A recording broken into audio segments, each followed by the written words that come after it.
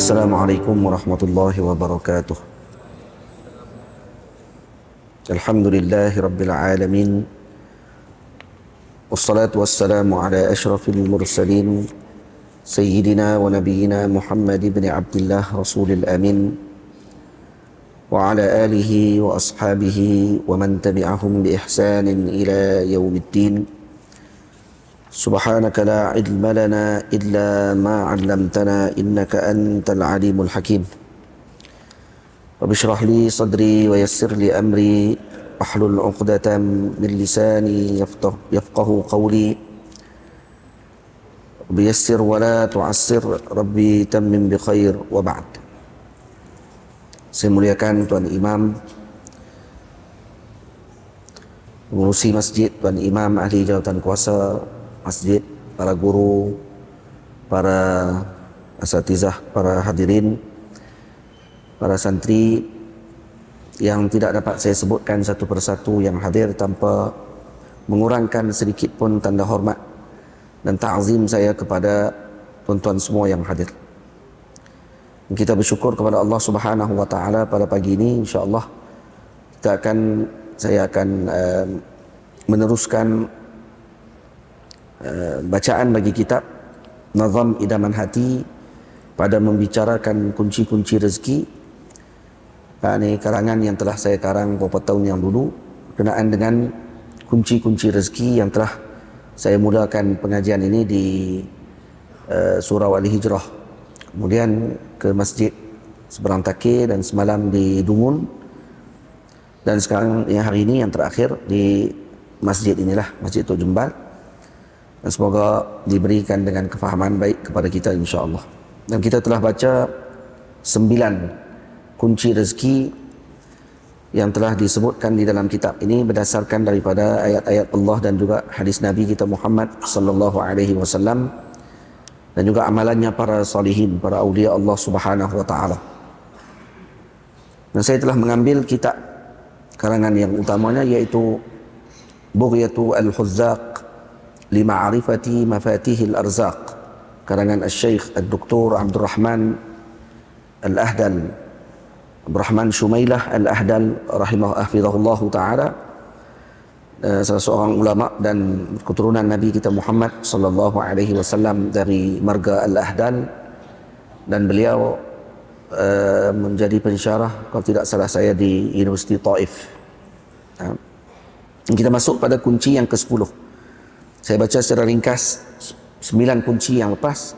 Kunci pertama mendapatkan pada kemudahan rezeki ialah dengan melazimi taqwa. Kunci kedua, bertawakal kepada Allah. Kunci ketiga, silaturrahim. Kunci yang keempat, melaksanakan umrah sebaik sahaja haji dilaksanakan, atau sebaliknya.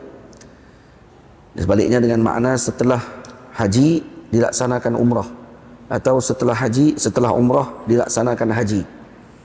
Itu salah satu sebab kepada rezeki dimurahkan Allah.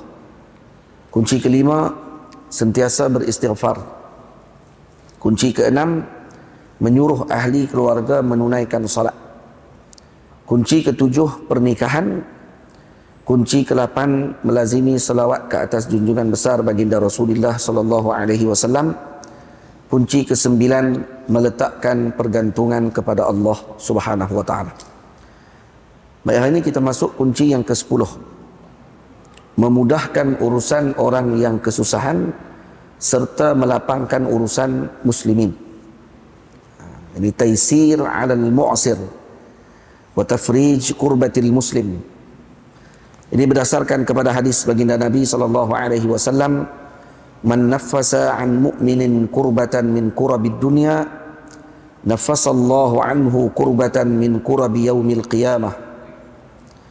Wa man yassara ala mu'sirin, yassarallahu alaihi fid dunya wal akhirah. Wa man satara musliman, satarahullahu yaumal qiyamah. Ila akhiril hadis. Hadis ini dikeluarkan oleh Al-Imam Muslim radhiyallahu ta'ala anhu. Al-Imam Nawawi menyebutkan, man naffasa an mu'minin kurbatan min kurabid dunia, maksudnya sesiapa yang menghilangkan Menghilangkan di sini dengan makna menyempurnakan hajat golongan mukmin ataupun sesuatu yang menyusahkan hidupnya ditolong dan dibantu oleh kita, maka Allah Subhanahu wa taala akan memudahkan urusannya di akhirat kelak.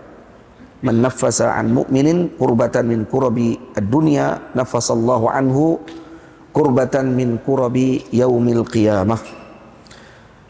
Jadi saya sebut dalam matannya. Kitab ini saya tulis dalam bentuk syair dengan menggunakan bahar rajas, mustaf'ilun 6 kali. Mustaf'ilun, mustaf'ilun, mustaf'ilun, mustaf'ilun, mustaf'ilun, mustaf'ilun. Ini dalam ilmu arud dan qafiyah. Mudahkanlah urusan teman-temanmu jadi sebab mudah dunia, jadi sebab mudah dunia akhiratmu. Urusan muslimin jika kau lapangkan, pasti urusanmu Tuhan permudahkan. Diberi keluasan pada rezekimu, dipermudah hisab, diampun dosamu. Jadi ini antara kelebihan sesiapa yang memudahkan urusan golongan muslimun. Karena disebut dalam hadis secara jelas muslim. Man yassara ala mu'sirin muslim, maksudnya. Man nafasa an kurbatin min kurabid dunia, an mu'minin kurbatan min kurabid dunia. Maknanya dikhususkan bantuan tadi kepada mukmin secara khusus.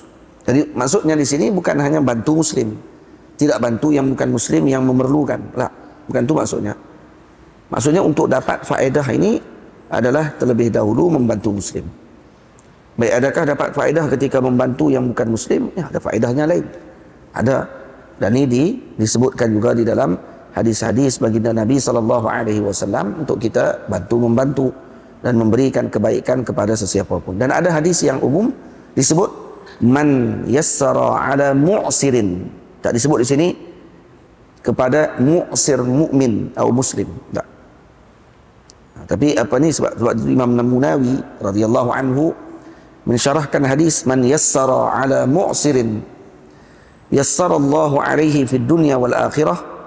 Maka kata Imamul Munawi dalam mensyarahkan hadis tersebut, beliau mengatakan man yassara ala mu'sirin muslimin au ghairihi, ay au ghairi muslim. Jadi maknanya hatta bukan muslim sekalipun, dengan cara apa? Bi ibra'i, dengan cara kita melepaskan tanggungjawab baginya. Au hibatin, dengan memberikan hibah kepadanya. Hibah iaitu dengan makna tanpa ada imbal balik. Sedekah. Au nazirah ila maisarah, maksudnya beri pandangan kepadanya dengan perkara yang memudahkan urusannya. Au i'anatin binahwi syafa'atin, membantunya dengan memberikan bantuan dengan memudahkan urusannya dan seumpama dengannya. Hatta biifta'in, seorang mufti memberikan fatwa dengan cara yang mudah kepada seorang tersebut bagi menyelesaikan urusannya. Itu semua termasuk daripada man yassara ala mu'sirin, sawa'un kana mu'sir minal muslimin am la, sama ada daripada muslim ataupun tidak. Jadi maknanya lebih luas dan bukan hanya tertumpu kepada muslim sahaja. Walaupun ada sebahagian hadis yang menyebutkan kepada mukmin dan yang ini seperti disyarahkan oleh Al-Imam Nawawi dan juga Al-Imam Al-Munawi rahimahullahu ta'ala. Jadi kerja apapun kita, mudahkan urusan orang. Yang duduk di bank contohnya, letih macam mana pun kerja kita, niatkan untuk man yassara ala mu'sirin, sawa'un kana musliman am ghaira muslim, sama ada dia muslim ataupun tidak, insyaallah Allah akan mudahkan urusannya. Hadis ini kena letak ni dekat dinding pejabat-pejabat yang biasanya membantu urusan orang.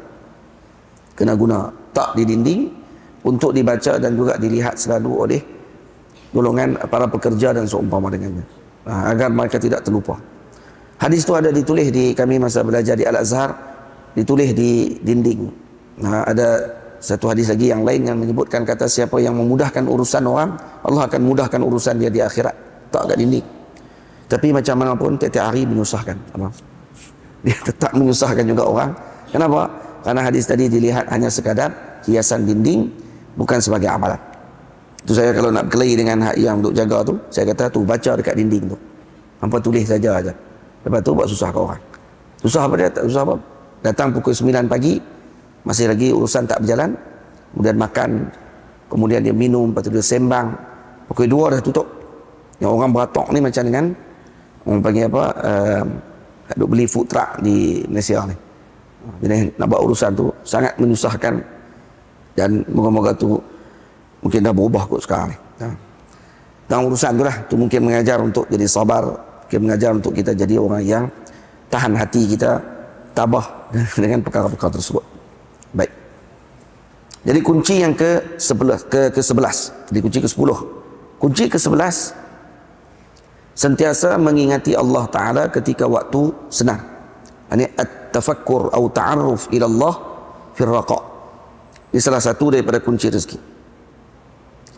Jika di waktu senang engkau tak lupa pada Tuhan, pasti engkau tak kecewa. Hamba yang bersyukur di waktu senangnya tak diabai ketika ditimpa bala. Inilah kunci yang disebut baginda, jika mampu amalkan pasti berjaya. Jadi kena at-ta'arruf 'ala Allah atau ila Allah fi raqa. Ini disebutkan di dalam hadis Nabi sallallahu alaihi wasallam, ta'arraf ila Allah fi raqa. Yani kamu mengenal Allah Subhanahu wa taala. Ta'arraf dengan makna tuhabbib wa tuqarrib ilaihi bi ta'atih. Yaitu dengan cara kita mencintai dan mendekatkan diri kepada Allah dengan mentaati perintah Allah Subhanahu wa taala.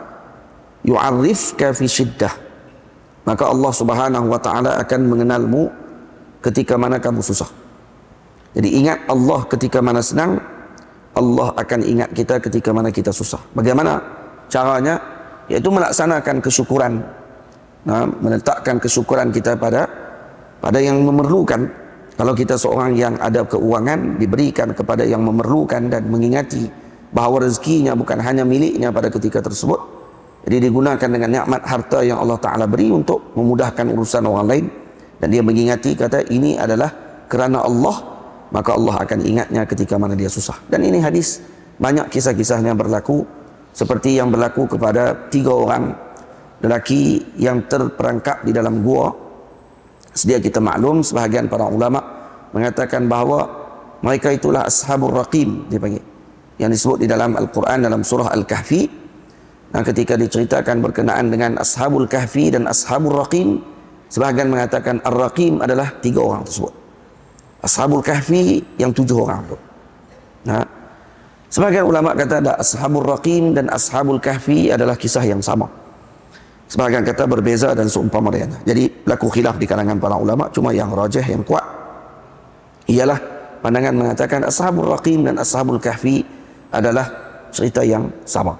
Cuma sebahagian kaum memanggilnya Ashabul Raqim kerana nama-nama mereka ditulis di atas satu kepingan tembaga. Ditempa nama mereka yang ditidurkan oleh Allah Subhanahu wa taala selama 300 tahun lebih itu adalah ditempa di atas tembaga. Kepingan tembaga yang dipanggil Ar-Raqim. Maka dinamakan mereka Ashabul Raqim. Sebahagian lagi mengatakan mereka ini adalah 3 orang pemuda yang terperangkap dalam gua, dan mereka menyebutkan amalan mereka dan bertawassul dengan amalan mereka sehingga diberikan pembukaan oleh Allah bagi gua tersebut untuk mereka keluar. Daripada hadis itu menunjukkan kepada kita beberapa perkara. Yang pertama, harus bertawassul dengan amalan sendiri dan juga hatta dengan baginda Nabi kita Muhammad sallallahu alaihi wasallam dan para aulia Allah Subhanahu wa taala. Sebenarnya saya dah syarah panjang tentang perkara tersebut. Meringkasannya, kalau semua nak dengar, tawassul dengan amalan yang dibenarkan dalam hadis tersebut adalah ain tawassul dengan makhluk Allah Subhanahu wa taala. Ini bertawassul dengan makhluk Allah. Apa makna dia? Ya, amalan kita adalah makhluk. Amalan kita adalah makhluk. Karena disebut dalam Al-Quran, wallahu khalaqakum wa ma ta'malun. Allah menciptakan kamu dan apa yang kamu perbuat. Bermakna perbuatan kamu juga adalah makhluk. Kita nak kata perbuatan kita bukan makhluk, tapi itu perbuatan kita apa dia? Tuhan? 2 saja. Sama ada dia tak tahu. Ada orang yang jawabnya tu. Arash ini saya tidak tahu apa benda ini. Mampus. Arash pun tak tahu benda apa. Senang dia sebut. Arash ni makhluk kan tidak? Itu je. Sebut. Arash makhluk. Masalah apa? Nah. Alhamdulillahi Rabbil Alamin. Segala puji bagi Tuhan sekalian alam. Apa makna alam? Apa maksud bagi alam? Al-alam masih wallah. Selain daripada Allah adalah alam. Allah sahajalah yang menjadikan alam. Dan Allah Ta'ala sebut dengan jelas, wallahu khalaqakum wa ma ta'malun. Allah jadikan kamu dan apa yang kamu perbuat. Bermakna perbuatan kita juga makhluk. Jadi maknanya dengan bahasa yang lain, bertawassul dengan makhluk. Bertawassul dengan amalmu bermakna bertawassul dengan makhluk. Kalau bertawassul dengan makhluk, yakni amalmu, itu dikira dibenarkan. Bagaimana dengan sayyidul khalqi wal ajma'in, sayyidul kaunaini was saqalain, bertawassul dengan ketua kepada seluruh makhluk. Itu macam mana? Kalau amalanmu itu makhluk dan dibenarkan oleh syarak untuk kamu bertawassul dengan amalmu, bagaimana dengan amalan dengan sayyidul makhluqin, sayyidul kaunaini was saqalain, ketua kepada seluruh makhluk, ketua kepada kamu, ketua kepada para jin, ketua kepada amalmu, ketua kepada amal jin, ketua kepada seluruh kaunain, seluruh alam ini. Sama ada alam ini alam jamadat, alam hayawanat, alam nabatat. Ada berapa alam? Ada 4 alam. Alam nabatat, alam hayawanat, alam jamadat, dan alam tuyur, alam burung. Alam jamadat, yakni alam pada makhluk yang tidak bernyawa, makhluk yang tidak dinisbahkan dengan harakah, dengan gerakan. Bintang, bulan, matahari, ni tiang ni, batu-batu, bukit, gunung, lautan, sungai, pantai, semua dipanggil jamadat. Sungai pun jamadat. Tak, jamad di sini bukan dengan mesti nisbah kepada benda keras sahaja. Maksudnya benda yang tidak bernyawa, dengan makna nyawa seperti manusia. Ya tafakkar kama tafakkarna. Tidak berfikir seperti kita berfikir. Faham lagi elok-elok. Ini semua saya bagi ini benda-benda yang penting untuk faham dengan kaedah, untuk faham dengan bahasa, untuk tahu bagaimana baca kitab-kitab para ulama dulu. Faham? Semua alam itu dipanggil alam. Kalaulah, maksudnya arash termasuk jamadat, kursi jamadat. Nah, walaupun dia di alam yang kita tidak nampak di depan mata kita. Jadi kalau kata begitu, maka maksudnya apa dia? Alam-alam tadi ni, yang 4 tadi, kesemuanya termasuk daripada selain daripada Allah Subhanahu wa taala. Dan Nabi adalah sayyidul kaunaini was saqalain, bermakna Nabi adalah ketua kepada seluruh alam. Seluruh alam tadi, maksudnya kalau orang tanya apa dia seluruh alam? Ya, 4 alam tadi yang telah dibahagikan oleh para ulama. Jin masuk di mana? Manusia masuk di mana? Tak sebut pun tu. Dalam hayawanat. Kita hayawan. Allah. Lah, hayawan di sini dengan makna apa dia? Apa makna hayawan, Amirul? Binatang. Apa dia hayawan? Ha? Apa dia Najmi? Ha? Jismun hassas. Yanzul hayah. Jismun hassas. Nah, lagi alladhi yataharrak bil iradah. Itu makna hayawan. Sebab tu kalau kita mengaji mantik, disebut manusia ni takrif dia pada al-insan hayawanun natiq. Al-insan hayawanun natiq. Ada orang marah. Dia kata apa ahli mantik ni? Terjemah manusia sebagai hayawan yang natiq. Natiq di sini makna dia apa dia? Natiq di sini bukan dengan makna yang bercakap. Tak, natiq di sini dengan makna zu fikrin, zu aqlin, yang ada akal. Hayawan dengan makna apa? Jismun hassas, jasad yang mempunyai panca indera, alladhi yataharraku bil iradah, yang bergerak dengan kehendak. Maka itu dipanggil hayawan. Jadi jismun hassas alladhi yataharrak bil iradah, maka termasuk dengan manusia, termasuk dengan jin, termasuk dengan malaikat Allah. Karena malaikat juga jismun, dan jismun malaikat jismun nurani, yang tidak nampak di depan mata kita, Mereka melihat kita, kita tidak melihat mereka. Sama. Jadi kesemua alam ni adalah alam. Dan Allah adalah Rabbul Alamin, Tuhan kepada sekalian alam. Maka apa maksud alam? Masih wallah. Dan bila mana Allah Ta'ala menyebutkan wallahu khalaqakum wa ma ta'malun, maka kita faham yang seperti mana saya sebut. Kalau tak faham juga, memang ajaib betul maksudnya. Kamu kalau nak rad, saya punya ucapan tadi, rad macam saya rad, tolak macam saya tolak. Tak perlu nak sebut kata tawassul. Alaysa hadza syirik? Bukankah itu syirik kepada Allah Ta'ala? Apa dia syirik? Kenapa kamu sebut syirik pada benda tadi diajar oleh Nabi kita Muhammad SAW? Nabi sendiri sebut dalam hadis yang ditanyakan oleh seorang sahabat Nabi tentang masalah matanya tidak nampak dan dia memerlukan kepada urusan kerja, dan dia datang kepada Nabi SAW dan Nabi mengajarkan kepada beliau tawassul kepada Nabi. Itu tawassul kepada Nabi, tidak ada masalah. Tamam. Tawassul kepada Nabi. Tak, bukan Nabi ajar tawassul kepada Nabi saja. Nabi ajar istighasah kepada Nabi SAW, dan Nabi mengatakan bahawa ini bukan khusus kepada kamu sahaja. Ini boleh kepada setiap orang yang selepas kamu pun. Maknanya sampai ke zaman ini. Selagi hadis tadi dibaca. Dan kalaupun kita tak pernah baca hadis tadi, tidak bermakna tak ada. Dan kalaupun kita tak pernah dengar, tak mestinya kita kata benda tu tak boleh mesti terjadi. Karena kita bukan alim pun. Itu ya depannya. Dan saya tak pernah dengar pun itu. Mana dalil dia? Ada khata' minkum. Tu kesalahan tu kamu yang punya pasal. Dan kamu tak mengaji, dan bukan semua hadis kamu dengar. Dan kamu pula dengar daripada sebelah pihak orang yang suka membid'ahkan amalan umat dan seumpama dengannya. Tak perlu panjang-panjang syarah waktu kita nak baca bab kunci rezeki.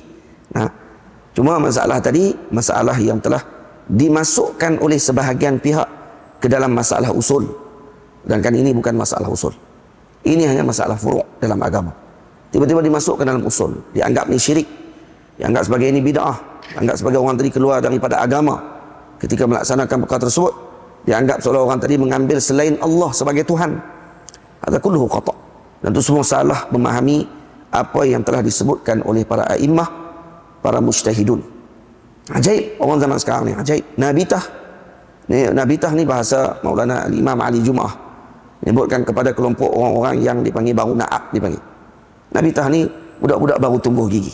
Sufaha'u al-ahlam. Yang bercakap dengan kalamullah, mengucapkan dengan hadis Nabi, la yujawiz taraqihim, tak melepasi tengkorokan mereka. Maknanya bacaan Quran, hadis Nabi tidak sampai ke hati mereka. Hanya sampai di tengkok mereka saja. Maksudnya di lidah mereka sahaja yang mereka ucapkan, dan mereka sendiri tak faham apa yang mereka sebut. Bila kita sebut tentang selawat kepada Nabi SAW, dibahas oleh para ulama, ada 7 jenis selawat yang menjadi perbahasan. Kan 7, ada beberapa hadis, beberapa selawat, termasuk selawat Ibrahimiyah, termasuk selawat Al-Imam Syafi'i. Yang ini berlaku perbahasan dalam mazhab kita Syafi'i. Ada 7 selawat yang menjadi perbahasan. Ibu cuba dengar ni, saya baca ni, dan dengar macam mana fuqaha faham. Letih. Saya mereka mengaji malah. Lepas tu mereka sebut pula. Macam mana no? Dia ni katanya mengaji, tapi macam mana dia tak faham? Kami pun faham. Lepas tu yang soalan tu patah balik kat dia. Macam mana kamu tak mengaji, kamu faham? Hak yang dia ni mengaji, tiba-tiba faham lain daripada kami. Bermakna kami ni mengaji ke habis ke tak lagi ni? Selesai ke tak pengajian? Patutnya macam tu. Kerana tidak. Tok guru tak faham macam dia. Tak, tok guru ni salah kerana tak faham macam saya. Saya pun faham, senang dia kata. Dia buat ingat senang. Tengok ni. Dibincang oleh para ulama, ikhtilaf sadah Syafi'iyah pada selawat yang paling afdal. Selawat yang paling afdal. Baik. Bila disebut selawat paling afdal, maknanya pada berlaku khilaf tadi pada ini fadil, ini mafdul. Ini afdal, dia boleh sebut pada afdal, maknanya ini afdal, ini fadil, bukan mafdul. Ya, ada perbezaan antara sangat lebih baik. Baik, lawan lebih baik apa dia? Lawan lebih baik adalah baik. Contoh kalau dia masuk dalam kelas, Muhammad ni paling baik sekali dalam kelas ni. Yang paling bijak dalam kelas ni Muhammad. Anak murid lain boleh balas pada waktu tu, kata, habis tu kami ni bodoh lah Tok Guru no. Memang bodoh lah. Kalau kata itu memang bodoh sungguh lah. Sebab apa? Sebab ustaz tadi bagi contoh, kata ni paling cerdik dalam kelas ni. Bermakna apa bila paling cerdik? Bermakna yang lain cerdik, yang ni paling cerdik. Lain kalau Tok Guru tadi kata yang cerdik seorang aja, dia ni. Maksudnya apa dia? Lain bodoh. Kalau sebut tengok banding nah. Afdal lawannya fadil. Fadil lawannya mafdul. Nah. Jadi kalau kata kita buat bandingan macam tu, berhenti sikit. Bahasa Melayu kita pun guna bahasa tu. Kalau sebut ni lebih baik, bermakna yang lain baik. Cuma tak ada lebih tu. Tapi baik. Tapi kalau dibanding dengan baik, ni bawah sikit pada dia lah. Dia tak boleh sebut ini yang baik. Lepas tu Alim faham. Jadi kami lebih baik lah. Tak juga, tak boleh macam tu. Tak kena pada bahasa.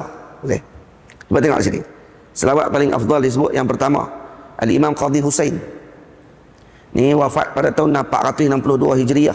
Al-Imam Abu Muhammad Al-Baghawi wafat 516 Hijriah. Dan mereka ini adalah min ashabil wujuh dalam mazhab Syafi'i. Kata mereka afdalu sirah, siratu, sebaik-baik sirah selawat adalah Allahumma salli ala Muhammad kama huwa ahluhu wa mustahiquh. Selawat tu yang kata mereka paling afdal. Al-Imam Al-Baghawi tak jumpa hadis selawat Ibrahimiyah. Imam Al-Baghawi adalah min ashabil hadis. Nah, antara ulama besar hadis. Pengarang kitab apa ni As-Sunnah. Nah, yang diringkaskan kitabnya oleh Al-Imam Tibrizi, iaitu kitabnya apa dia? Mishkatul Masabih. Dia kan kitabnya Masabih. Apa ni ulama besar hadis. Pandangan kedua, Al-Imam Ibrahim Al-Marruzi wafat pada tahun 536 Hijriah. Kata beliau afdalu sirah Al-Imam Syafi'i. Afdalu sirati siratu Al-Imam Syafi'i. Sebaik-baik sirah adalah sirahnya Al-Imam Syafi'i. Iaitu Allahumma salli ala Muhammad kullama zakarahu zakirun. Hak kita baca selepas kelas pengajian. Biasanya ada sebahagian guru akan baca selawat Imam Syafi'i. Atau dibaca waktu ketika tahlil. Dibaca doa apa ni selawat Imam Syafi'i. Dan Imam Abu Qasim Ar-Rafi'i wafat pada 623 Hijriah mengikrarkan perkara tersebut. Dan dirajihkan oleh jam'un wafir min ulama' Syafi'iyah. Antaranya Imam Najmuddin Al-Qazwini wafat 665 Hijriah di dalam kitabnya Al-Hawi Saghir. Pandangan ketiga, pandangan Al-Imam Nawawi wafat 676 Hijriah. Imam Nawawi muharrir mazhab mengatakan al-afdalu mutlaqan, yakni afdal sirah secara mutlak ialah sirah salawat Ibrahimiyah. Jadi Imam Nawawi memilih salawat Ibrahimiyah adalah salawat yang paling afdal mutlaqan. Maksudnya tidak boleh ada bandingan, karena dia paling afdal secara mutlak. Yang ini selawat yang diucapkan oleh junjungan besar Nabi kita Muhammad sallallahu alaihi wasallam. Dan kemudian setelah itu pandangan keempat, dan pandangan Imam Nawawi diikrarkan dan dipertahankan oleh Imam Taqiyus Subki yang wafat pada tahun 756 Hijriah. Pandangan keempat, Al-Imam Syarafuddin Al-Barizi 738 Hijriah wafat, mengatakan sebaik-baik sirah selawat ialah Allahumma salli ala Muhammad wa ala alihi wa ala ali Muhammad afdala salawatik adada ma'lumatik. Itu kata beliau. Dan ini juga disebutkan oleh Kamal Ibnu Humam Al-Hanafi wafat 861 Hijriah. Dan Imam Kamal bin Humam, seperti mana Imam Nawawi muharrir dalam mazhab Syafi'i, beliau adalah muharrir dalam mazhab Hanafi. Dan kemudian pandangan kelima, Al-Imam Afifuddin Al-Yafi'i wafat 768 Hijriah, mengatakan sebaik-baik selawat ialah digabungkan selawat yang disebut oleh Imamul Marruzi dengan pandangan Imam Nawawi dan pandangan Al-Imam Syarafuddin Al-Barizi. Gabung tiga tu, itu selawat paling afdal. Dia kata gabung. Pandangan keenam, Al-Imam Majduddin Al-Fairuz Abadi wafat 817 Hijriah. Beliau mengatakan seafdal-afdal salawat ialah Allahumma salli ala Muhammad wa ala ali Sayyidina Muhammad salatan daimatan bidawamik. Itu selawat yang ke-6. Selawat ke-7 yang disebut oleh Imam Syihabuddin Ibnu Hajar Al-Asqalani Amirul Mukminin fil Hadis, Sahih Fathil Bari. Amirul Mukminin fil hadis, sahib Fathil Bari, sebut selawat paling afdal apa dia? Imam Ibnu Hajar tak jumpa hadis yang kamu kata kamu pandai sangat tu. Dia kata kenapa dilebihkan pula hadis lain? Padahal selawat Ibrahim Nabi sendiri yang sebut. Depa tak dengar pun saya cakap. Depa dengar saya sebut 7 selawat paling afdal, terus hantam. Dan dia kata macam mana dia ni boleh tak tahu kata selawat Ibrahimiyah tu paling afdal. Saya dah sebut dah dalam ni. Nah, padahal katanya mengaji apa ni, kami yang tak mengaji pun tahu. Ini ajaib ni terbalik. Nah, saya tak mengaji tapi saya tahu. Yang ni dia mengaji tapi dia tahu. Dia lebih kurang macam ni maksud dia. Saya tak tahu tapi saya tahu. Dia tahu tapi dia tak tahu. Ni macam mana ni? Sama tak bahasa tu? Sama. Yang ajaib bukan cakap sebut. Hak tukang komen pula. Oh, tambah lagi. Tip. Ha, elok. Semua ipin-ipin. No? Imam Ibnu Hajar kata apa? Afdal salawat kata apa? Allahumma salli ala Muhammad abdika wa nabiyika wa rasulika nabiyil ummi. Salawat ummi. Yang kita baca disebut sebagai selawat 80 tahun. Ada hadis selawat tu. Nah, dan kemudian wa ala alihi wa azwajihi wa dzurriyyatihi wa sallim. Adada khalqika wa ridha nafsika wa zinata arsyika wa midada kalimatik.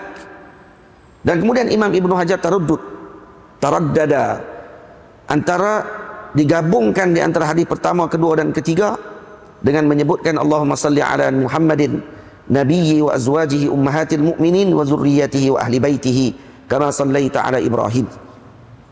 Wal tasar li kulli qaulin hadhihi al-aqwal a'immah rahimahullah. Dan setiap qaul yang 7 tadi ni ada ulama-ulama yang berpegang dan mengatakan ini lebih afdal, ini lebih bagus, ini lebih baik. Baik, sekarang ni yang komen pakat tulis kata apa?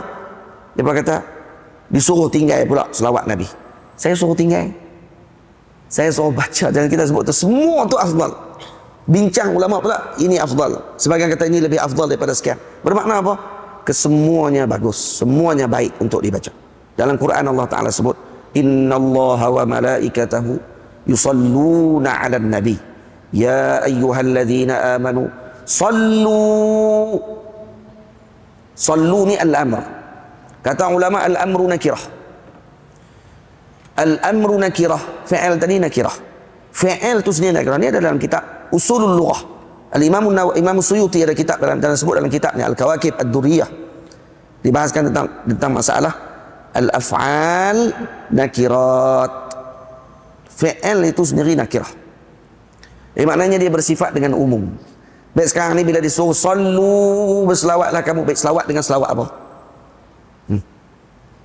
Allah Ta'ala sebut dalam tu sallu bi salati Ibrahimiyah, selawat dengan salawat Ibrahimiyah saja, jangan selawat dengan salawat lain.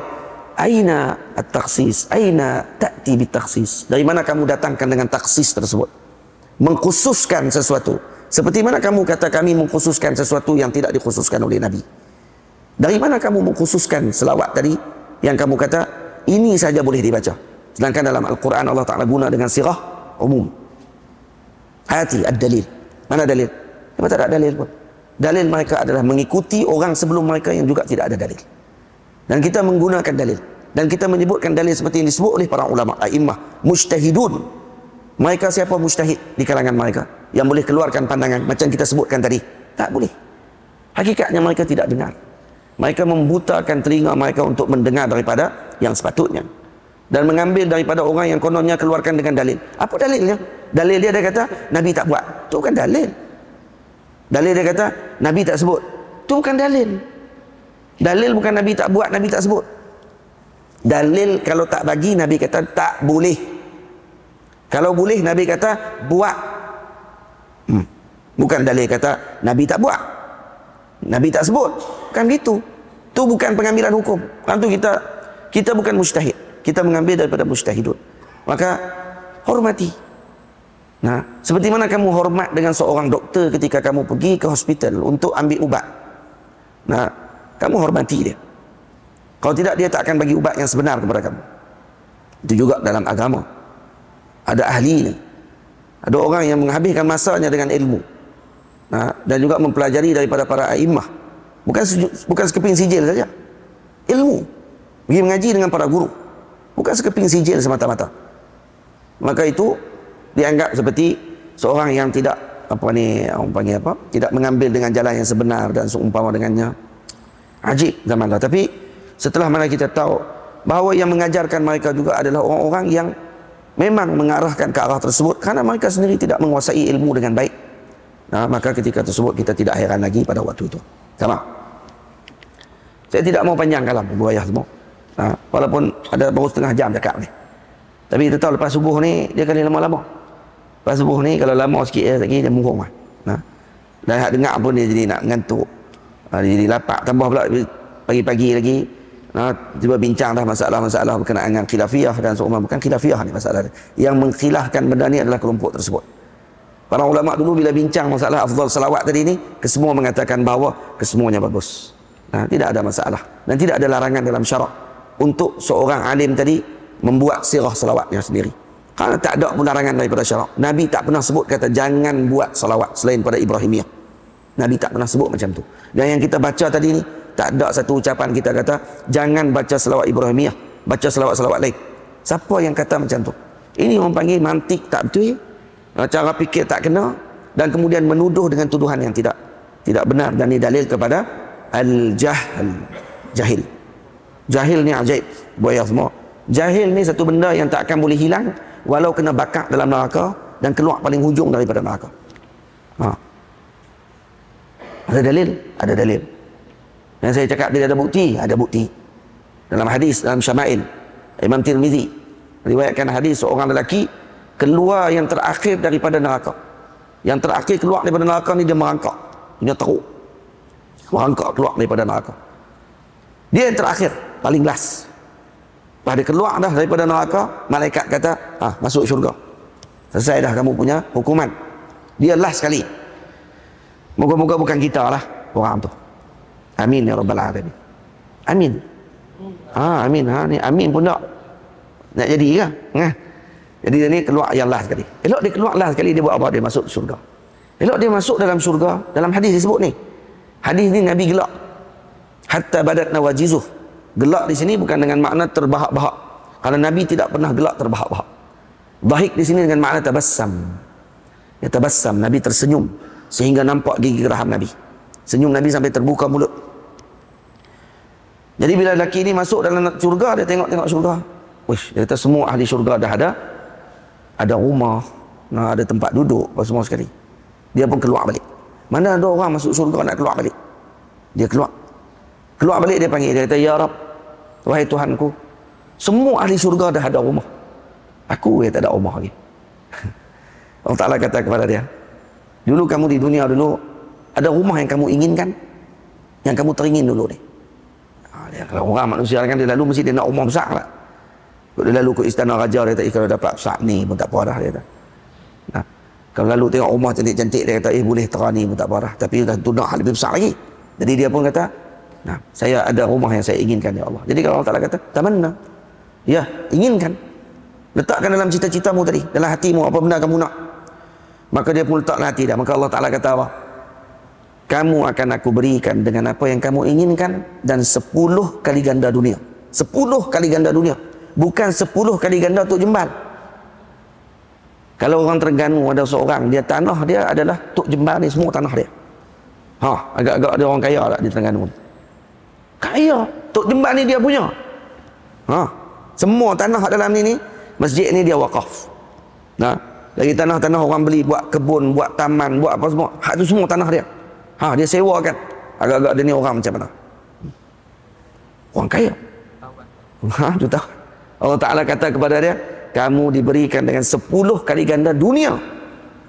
10 kali ganda dunia. Masya Allah. Dan apa kata dia kepada Allah? Ataskharu bi wa anta malik. Dia kata, tentang kamu Tuhan, kamu pemain aku. Dia kata, maksudnya kamu boleh bagi sebelum aku minta, tapi kamu pemain aku. Tengok ni, dia boleh baca dua. Bacaan pertama yang saya baca tu, saya kurang minat bacaan tu. Hak saya terjemah pertama tu. Itu terjemahan seolah-olah macam biadab dia dengan Allah Azza wa Jalla. Para ulama sufi baca dengan lebih lembut. Ulama sufi baca dengan lebih lembut hadis tadi. Dibaca dengan apa? Ataskharu bi wa anta malik ya Rabbi. Kamu telah menghina aku ya Allah, dan memang aku berhak dihina ya Allah. Kerana aku adalah hamba-Mu dan kamu Tuhanku. Itu bacaannya lebih lembut sikit. Kalau ulama sufi dia baca macam tu. Saya lebih suka bacaan kedua.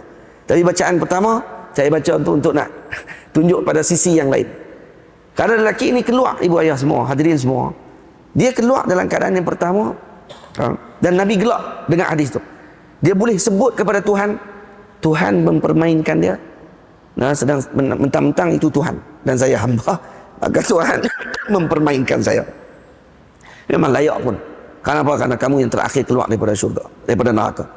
Ibu ayah semua, hadis ini menunjukkan kata lelaki ini waktu keluar daripada neraka, dia dibakar dosanya, tetapi jahil masih kekal, tak dibakar.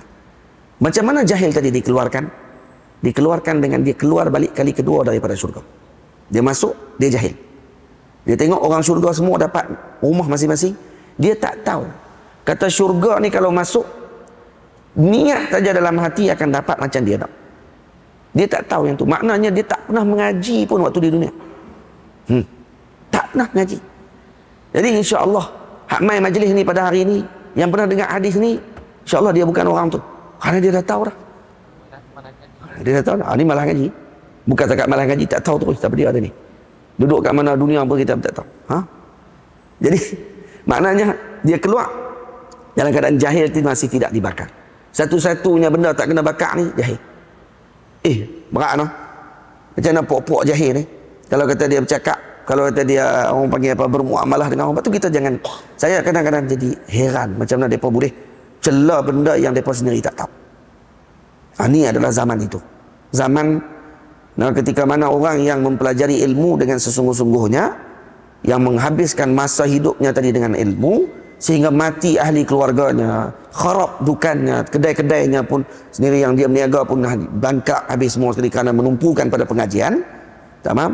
Tiba-tiba datang orang yang tak tahu main daripada mana, keluar daripada alam mana pun tak tahu, pinafi apa yang telah dia pelajari dengan detail daripada para guru, mengikut turutan ilmu yang sepatutnya. Ini bukan dengar ceramah, ini pergi mengaji. Tok-tok guru, para alim ulama dulu pergi mengaji, bukan pergi mengaji cara nak ceramah. Cara nak ceramah ni main ya. Saya ni bukan jenis orang bercakap di bawah semua daripada masa duduk mengaji, bukan orang jenis bercakap. Kalau duduk tingkatan 1, tingkatan 2, tingkatan 3 sekolah, lu siapa pun tak suruh bercakap. Buah duduk belakang tiang tak pernah bercakap waktu ni. Pergi ke sekolah selepas saya tingkatan 4, 5 dan 6, barulah cakap sikit-sikit. Tapi bila ingat balik hak cakap dulu ni, baik tak ada rakaman ya. Baik yang mengatur ucapan kita ni tadi dalam ucapan kita mengaji ni bila waktu telah mengaji ilmu dengan betul, dan tahu mana satu betul, mana satu betul, mana satu yang tak betul, dan tahu mana satu subjek, mana satu predikat, tahu mana satu yang kita akan letak dengan tasawur, kemudian letak dengan tasdiq pada segi mantik. Dan waktu tu kalau nak rat yang saya ucap, qadiyah atau ucapan isu yang saya sebutkan tadi, rat seperti mana yang saya sebutkan dengan bentuk ilmu yang sepatutnya.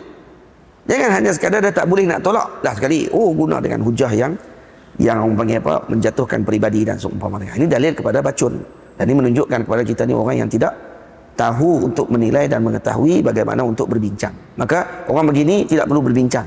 Qalu salama, kata Nabi, kata Allah Ta'ala, idza qatabahumul jahilun qalu salama, kata kepada mereka salama. Salama di sini kata ulama bukan mesti sebut salama, maksudnya kamu mesti melakukan perkara yang bertentang dengan mereka lakukan. Kalau mereka berkeras denganmu, kamu berlembut dengan mereka, tidak melakukan seperti yang mereka lakukan, karena kalau tidak mereka akan menjadikan dirimu seperti mereka. Faham? Sebab tu kena jadi bijak. Dan ni rahmat Allah Ta'ala kepada para guru kita yang mengajarkan kita dengan akhlak tersebut, dan moga-moga kita berterusan dengan akhlak tadi. Amin ya rabbal alamin. Tamam? Jadi ini mengingati Allah ketika senang. Lari lajak sampai ke jauh tadi, sampai kepada Ashabul Raqim, masuk sampai ke Rad Wahabi, tersebut jugalah sekali. Jadi yang tu semua adalah sebagai jawapan kepada masalah tersebut. Baik, 5 minit. Kunci yang ke-9, kunci yang ke jadi apa? Kunci yang ke-11, ke-12, merapatkan saf dalam sembahyang, dalam solat dengan tidak meninggalkan ruang kosong. Ini salah satu kunci rezeki. Jangan lupa ni, rapatkan saf ketika sembahyang. Bisaddil furjah. Bisaddil furjah ni macam mana ibu ayah semua? Afdal bangkit 2 orang santri bangkit 2 orang. Zahid dengan apa ni, Afiq. Okay. Cuba duduk dalam saf. Okey, ni rapat. Tengok ni. Okey, ni rapat. Kerana tidak boleh orang dah masuk di tengah-tengah tu. Di celah-celah mereka tidak boleh orang masuk. Baik, mesti kena rapat bau. Afdal dan baiknya kalau dirapatkan lagi bau dia. Contohnya. Bukan rapat dengan buku lali. Rapat buku lali ni pok tu ya. Baca hadis salah. Nah, ini ditambih oleh Al-Imam Anwar Kashmiri. Anwar Shah Kashmiri dalam kitabnya Faidul Bari. Disebutkan kesalahan kelompok tersebut yang memahami hadis dengan salah, mereka merapatkan buku lali mereka. Sebab tu kalau ibu ayah tengok orang Arab yang pahaman dengan pok tu, tak orang Arab lah, dah kita pun ramai. Dia akan rapat buku lali dia. Jadi kaki dia akan jadi panjang luah. Tak, tu bukan sunnah Nabi SAW. Tamam? Macam tu. Baik, cuba renggang sikit. Ya. Tak semestinya. Bukan kata mesti salah, tapi tak semestinya. Dan itu kadang-kadang boleh menyebabkan berlaku perkara yang lain pula, sebab dia akan kemungkinan nanti dia akan jadi, boleh jadi tu lagi teruk tu. Tu memang jahil murakab tu. Pijak kaki kawan sebelah pula. Okey, kalau macam ni. Ni. Baik. Dikira rapat sah atau tidak ni? Bayar semua. Masih dikira rapat. Tamam, masih dikira rapat lagi. Kenapa? Kerana tak ada orang boleh masuk tengah tu. Tamam. Cuma tidak sempurna. Tidak sempurna. Tapi masih lagi dikira rapat lagi. Lagi. Kalau yang ni teruk lah. Yang ni masa PKP dulu ya. Jadilah masa PKP tu. Terus ada buat dah lah. Kita balik masuk sini. Jadi kalau kata apa ni masih lagi ada ruang di tengah tu, kita tak boleh kata orang tadi tidak rapat. Karena kita tak boleh masuk tengah-tengah tu. Tak boleh. Masih lagi dikira merapatkan saf. Masih lagi dikira. Cuma tidak sesempurna yang pertama tadi, iaitu dia rapat sampai ke bahunya rapat. Bukan kakinya rapat, bahunya rapat. Faham? Itu. Jadi merapatkan saf duduk adalah merupakan salah satu daripada kunci rezeki, nikmat yang Allah Ta'ala bagi. Faham? Boleh faham? Dan disebut dalam hadis, man wasala saffan wasalahu Allah, wa man qata'a saffan qata'ahu Allah. Dan disebut tentang perkara tadi saya sebutkan di sini, rapatkanlah barisanmu dalam solat, ini sebab untuk kau mendapat rahmat. Yang menyambung safnya di dalam sembahyang diangkat darjatnya bukanlah sebarang. Darjatnya diangkat oleh Allah, selain pada rezekinya dimurahkan oleh Allah. Malaikatullah turut mendoakan, ataupun malaikat Allah turut mendoakannya. Malaikat Allah, baca lajunya tu. Malaikat Allah turut mendoakannya, dimudahkan urusan kebaikannya. Man wasala saffan wasalahu Allah, wa man qata'a saffan qata'ahu Allah. Jangan diputuskan barisan salatmu tetap tanpa sebab, terputus rahmat Tuhanmu. Kalau diputuskan saf tanpa sebab, maka akan diputuskan daripada rahmat Allah Subhanahu wa ta'ala. Tamam. Ini. Kemudian hadis yang ke 1 minit. Kunci ke-13, berbelanja kepada keluarga pada hari Ashura. Ini salah satu sebabnya. Belanja pada keluarga pada hari Ashura. 10 Muharram jangan engkau lupa, hari yang punya kelebihan padanya. Jika ingin rezekimu diluaskan, ahli keluarga jangan kau abaikan. Berbelanja gembirakanlah mereka, pasti rezekimu diluas olehnya. 10 Muharram hari Ashura jangan dilepaskan, karena ini antara hadis yang paling sahih di dalam bab ini. Maksudnya dalam bab ni ada bab masalah taqlimul azfar, potong kuku, lagi ada macam-macam perkara yang sapu kepala anak yatim pada hari Ashura. Tapi yang paling sahih dalam amalan pada hari Ashura ialah 10 Muharram ini dilakukan tausiah alal ayal, dilakukan keluasan kepada keluarga, jamu makan mereka, beli hadiah kepada anak-anak dan isteri dan seumpama dengannya. Faham? Gitu. Jadi kalau dilakukan begitu, akan dimudahkan rezekinya dan urusannya oleh Allah. Dan ini disebut oleh Nabi SAW dalam hadis, man wassa'a ala ayalihi yawma Ashura wassa'allahu alaihi sa'ira sanatih. Sesiapa yang meluaskan bagi keluarganya dengan urusan rezeki pada hari Ashura, maka Allah Subhanahu wa taala akan meluaskan rezeki setahunnya. Ada mujarrab, dan ini dilakukan dan mujarrab. Jangan ditinggalkan Ashura. Jadi saya baca laju-laju tajuknya saja belakang ni karena sudah selesai. Yang seterusnya yang ke-14, melazimi bacaan surah Waqiah setiap malam. Ada lagi surah-surah yang perlu dibaca yang disebut dalam hadis yang banyak berkenaan dengan bacaan doa, perkara-perkara yang boleh menyebabkan rezeki kita dimurahkan Allah Subhanahu wa taala. Baca surah Waqiah, lagi apa dia lagi? Surah Yasin, lagi surah Al-Qadr. Surah Qadr, surah Quraisy. Dan kemudian surah apa lagi? Surah Al-Haqqah. Kemudian surah Mursalat, surah Al-Lail, surah Mutaffifin. Dan ini antara surah-surah yang, dan juga ada ayat-ayat Allah Subhanahu wa taala yang ditulis, yang dibaca, yang dibawa dalam perjalanan dan seumpama dengannya untuk memudahkan urusan rezeki. Ada. Ini diamalkan dan dilakukan oleh para aulia dan para salihin, dan disebutkan oleh junjungan besar Nabi kita Muhammad sallallahu alaihi wasallam. Tamam. Ini kita sebut di sini surah Waqiah saja satu. Ada lagi surah-surah lain yang telah saya sebutkan tadi. Kunci ke-15, menunaikan solat duha. Ini kita dah syarah semalam, solat duha, dan disebutkan oleh Al-Imam Sahal At-Tustari, Allahumma salli ala Syaqiq Al-Balkhi. Beliau mengatakan, kami dapati 5 perkara dalam 5 perkara. Salah satunya apa dia? Kemurahan rezeki dalam 2 rakaat duha. Ini duha jangan tinggal. Ni dah masuk waktu duha. Jangan tinggal lagi sembahyang duha dulu sebelum keluar daripada majlis. Jangan keluar daripada masjid ni melainkan setelah tunaikan solat duha 2 rakaat dan baru keluar. Allah akan berkati rezeki kita pada hari ini, insya-Allah, dan dimurahkan urusan rezeki. Ke-16, makan makanan yang terjatuh daripada bekas. Ini salah satu. Mengutip makanan yang jatuh, jangan jatuh sampai ke bawah. Jatuh atas meja tepi-tepi itu, atau jatuh di atas sufrah yang kita makan, jatuh di tepi, kutip dan makan. Kecuali jatuh di atas najis, jangan kutip lah. Dan kata dalam riwayat disebutkan, siapa yang inginkan anaknya sabihal wajhi, wajahnya cantik dan bercahaya, maka makanlah makanan yang terjatuh di tepi pinggan yang kita makan. InsyaAllah kalau dapat cucu, dapat anak, comel. Ini ada dalam riwayat disebut oleh Imam Bajuri dalam Syarah Syama'il. Kunci ke-17,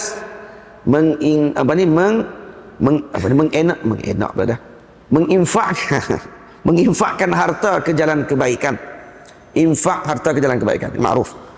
Ke-18, membanyakkan sebutan la haula wala quwata illa billahil aliyyil azim. Ini zikir yang dibaca, la haula wala quwata illa billahil aliyyil azim. Lagi zikir, la ilaha illallah al-malikul haqqul mubin. Lagi zikir, la ilaha illallah. Itu antara zikir-zikir yang dibaca untuk dimurahkan rezeki. Dia ada bilangan-bilangan dia. Jadi tak sempat saya nak sebut semua pada hari ini. Kemudian sentiasa yang ke-19, melazimi wudu dalam apa jua keadaan. Ini kena beramai. Melazimi wudu dalam apa jua keadaan. Habis wudu, ambil wudu balik. Habis wudu, ambil wudu lagi.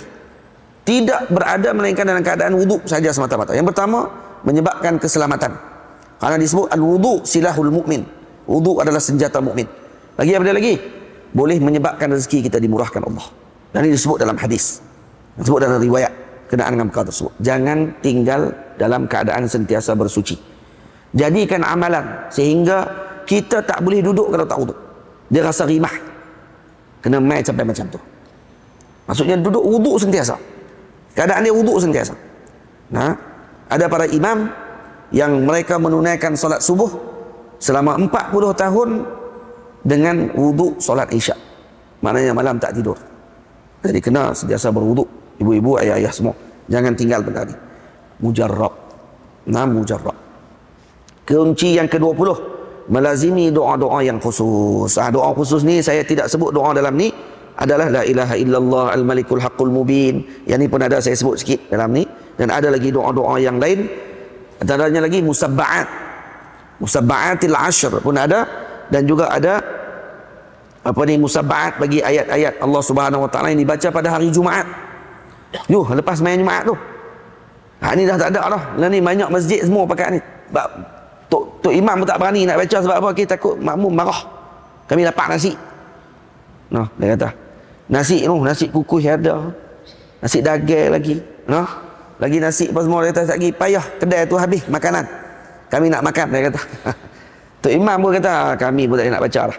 Fatihah 7 kali, qul a'udzu birabbil nas 7 kali, qul a'udzu birabbil falaq 7 kali. Ada dibaca 7 kali itu.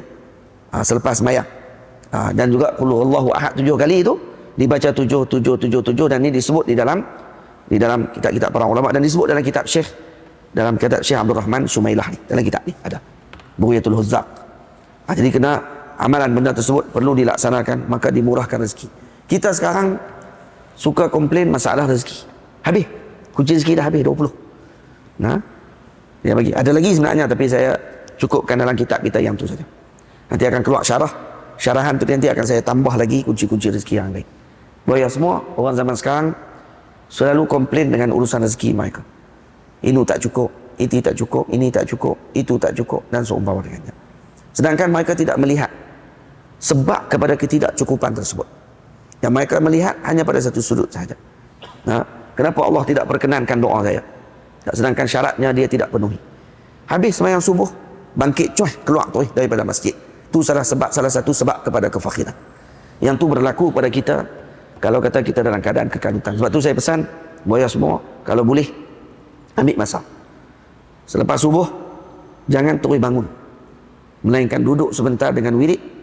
Kalaupun sangat sibuk, jangan bangun selagi tidak selesai perkataan Allahumma ajirni minan nar. Allahumma antas salam wa minkas salam. Allahumma antas salam, waktu tu imam akan pusing. Sunnah imam berpaling melihat ke arah makmum ataupun membahagikan kanannya kepada makmum. Pada ketika Allahumma antas salam wa minkas salam, baca baru pusing. Masa pusing tu, itu sebagai isyarat kepada makmum yang duduk untuk bangun pada waktu tu kalau dia ada urusan yang tidak mampu dia elakkan. Masanya sangat singkat. Astaghfirullah 3 kali. La ilaha illallah wahdahu la syarikalah. Lahul mulku wa lahul hamd wa huwa ala kulli syai'in qadir 10 kali. Kemudian apa dia? Allahumma ajirni minan nar 7 kali. Dan kemudian Allahumma antas salam. Berapa minit saja. Tunggu sah, jangan bangun lagi tak habis yang ni. Kecuali itu imam memang tak baca terus yang ni. Masalah apa lah.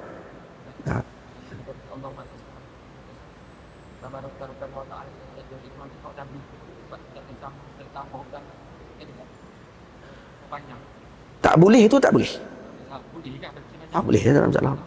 Yang tak bolehnya pergi kata ni tak boleh baca. Tak bolehnya tu kalau dia kata ni tak boleh baca. Tu tak boleh. Tu doa. Para ulama sebut kaedah doa ni doa wasi'. Doa ni luah hukuman dia. Tak ada masalah. Dia doa baik. Doa anak dia masuk SPM dulu pun Nabi tak pernah doa pun dia pergi doa boleh. Ya, ada. Karena nak tambah tidak ada masalah apa. Karena babud du'ai wasi'. Bab doa ni luah. Bab doa ni luah. Pegang tu kaedah tu. Bab doa ni luah. Sebab tu kita tak pernah kata kat puak dia. Waktu dia baca doa, ya Allah bagilah anak saya lulus di universiti dia. Ada Nabi doa universiti. Bawa keluar satu riwayat tengok. Doa lulus universiti. Sebut universiti tu. Tak ada masalah. Kita pun tak kata kamu buat bid'ah pun. Karena babud doa wasi'. Pegang tu babud doa wasi'. Bab doa ni luah. Tak ada masalah pun.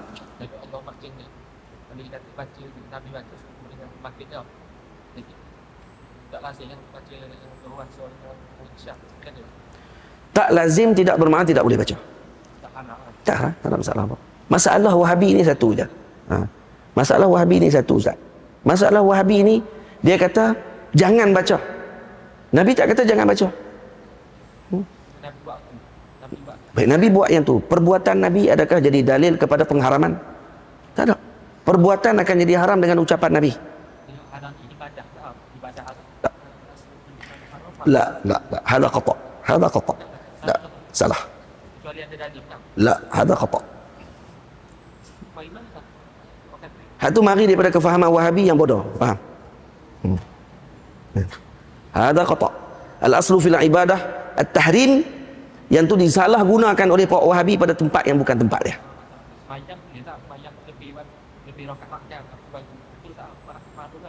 Solat yang wajib, yang fardu saja. Solat sunat kalau kata kita nak buat ni, contohnya solat sunat mutlak kalau lebih Tak apa, kita bincang lagi. InsyaAllah ni kita nak berhenti lah. Nah, hak ni kena bincang balik masalah usul. Nah, dan usul mereka sendiri dah salah dah dalam pemahaman masalah tersebut. Ini masalah Wahabi. Dan saya pesan kat Ustaz, jangan dengar Wahabi cakap. Tu je senang. Nanti Ustaz akan jadi pening pala. Tu yang tu. Nak dengar hak tu lah kali tu. Hak tu Ustaz sendiri sebut. Saya tak sebut hak tu. Wassalamualaikum warahmatullahi. Saya ucap terima kasih banyak kepada ibu ayah semua. Minta maaf ambil masa, dan juga moga-moga Allah Ta'ala berkati masjid ini, dan juga imamnya, para makmumnya, ahli jawatan kuasanya diberi kebaikan oleh Allah dunia dan akhirat, dan diberikan dengan kelapangan kepada kita semua berkat Nabi kita Muhammad sallallahu alaihi wasallam. Yang ada hajat di kalangan kita dengan berkat majlis kita hari ini diberikan kemudahan padanya. Yang ada sakit di kalangan kita dimudahkan urusannya dan juga diberikan kesembuhan. Yang ada hutang di kalangan kita akan dimudahkan urusannya oleh Allah Subhanahu wa taala. Dan apa sahaja hajat yang diinginkan olehnya diperkenankan oleh Allah dengan apa yang diinginkan oleh Allah, bukan yang diinginkan oleh kita. Moga-moga ianya diberikan dengan kebaikan kepada seluruhnya. Wassalamualaikum warahmatullahi wabarakatuh. Amin ya rabbal alamin.